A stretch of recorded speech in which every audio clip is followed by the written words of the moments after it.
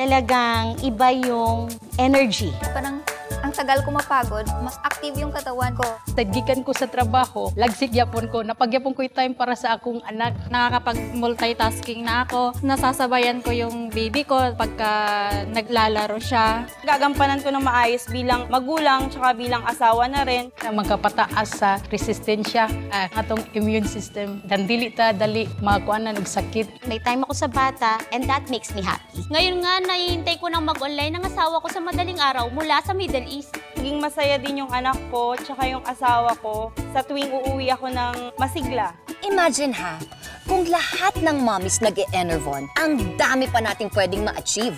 Don't divide your energy. Multiply it.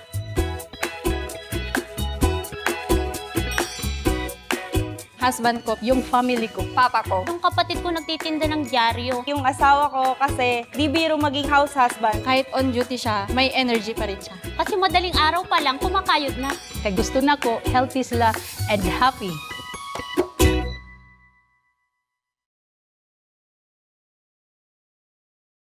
Trusted quality healthcare. Unilab yan.